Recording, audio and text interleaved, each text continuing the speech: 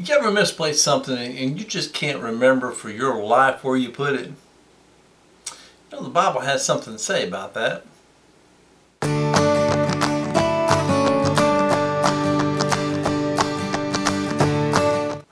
Welcome to Carolina Christian. My name is Ernie. If this is your first time here, welcome. Like, subscribe, hit that notifications bell, and you'll get notified whenever we drop a new video or go live. I hope to go live soon. And if you're returning, thank you so much for coming back. Your faithfulness truly means a lot to us. I can't tell you how many times I have looked for something and it be right there. I remember one time I tore the house apart looking for my car keys. Could not find my car keys anywhere. I had them. I knew I had them. I just could not find them anywhere. I found them in my hand. Yeah, in my hand. In the Bible we have an account of something similar to that. And it's found in Luke chapter 2. And the best part of it is in verse 40. That's basically where it starts. Because we're talking about Joseph and Mary. Their child, Jesus, grew and waxed strong in spirit, filled with wisdom, and the grace of God was upon him.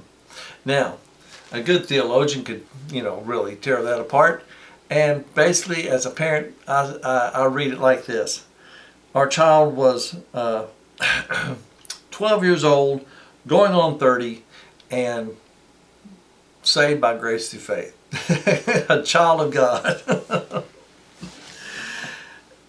Yeah.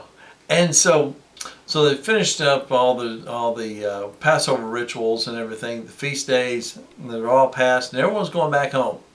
Now, Jerusalem is filled with people from all over the country. I mean, just you can just imagine what it must look like. We're talking about New York City, New Year's Eve kind of stuff. I mean, just a bunch of people.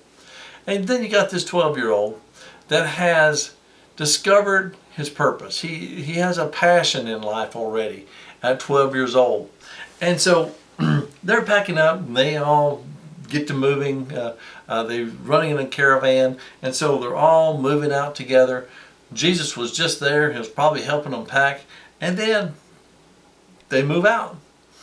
They get about a day's journey out, and guess what? They get to looking for Jesus. You ever do that? Remind you of a movie? What else could we be forgetting? Kevin! Yeah, just like that. Exactly like that. and so Jesus is back in Jerusalem. Now they don't know what has happened to him. They don't know if he's gotten snatched, if something has happened to him or what. And I can imagine that is the longest journey back to Jerusalem. Now they've already gone a day out, and they've got to be thinking he's 12 years old, and he's going to be alone for 2 days at least, bare minimum. If they were to walk in Jerusalem on the day that they get back and find him, it would be 2 days. It's a long time.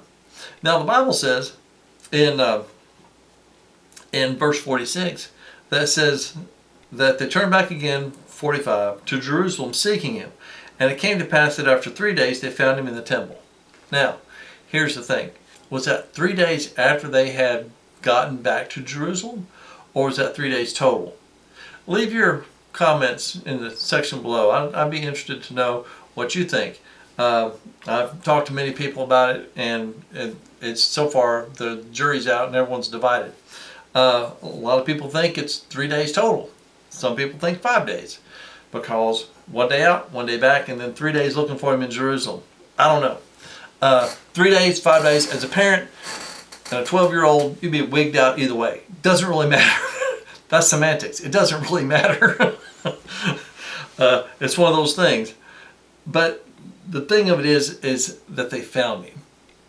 They found him, and he was in the temple talking to the doctors and the teachers there in the temple, and they were hearing him and asking questions, and they were all bantering back and forth, and even they were astonished at his answers and his understanding. But when his parents saw him, they were amazed. Now this is where Mary flips a switch. Mary goes into mama mode. Okay? Why in the world have you done this to us? We have been worried sick about you. What? Anything could have happened to you, young man. I can see it. I can see it. I got lost one time in a department store in Maryland, just outside of D.C. And my parents, when they saw me, they barked at me, a little bit, but they were more relieved that they found me than anything else. And I'm sure Mary and Joseph were the same thing. But here's the thing: can you imagine? You lost the Son of God. You lost the Son of God. For you parents that have beat yourselves up about losing your kid or misplacing your kid at one time or another, and finding them like in a store or something, it's okay. Mary and Joseph lost Jesus. Just saying, don't think yourself a bad parent. If they can do it, and they were chosen. God knew what He was doing. So I'm just saying, But it's funny. Jesus knew His purpose at age 12. Jesus knew exactly where He needed to be and what He needed to be doing. And there's many of you out there in your 20s, your 30s, your 40s, your 50s. Maybe you're retired and you still haven't found your spiritual purpose. Let me help you. Your spiritual purpose is the talent that God has already given you, and you already know how to do it. You're already comfortable with it. You just haven't applied it to the ministry that God has for you. You take that thing, you give God the glory for it, and use it for His glory, and watch what happens. Doesn't mean you have to go out on the mission field far away. Right where you're at, in the city where you're at, is a mission field. There's a lot of folks here that need to be ministered to. There's a lot of folks here in this country that need to be ministered to. Our church personally sponsors 3, I think. Let me be conservative. I know of 2 that are missionaries within the United States. And rightly so. So listen, if you don't know what your purpose is today, and you've kind of misplaced your purpose, pray about it. It may be something that you already know what you're doing, and God's already blessed you with that. This is Ernie with Carolina Christian, hoping that you have a blessed and glorious day. Remember to keep looking up, keep your eyes on Him. God bless.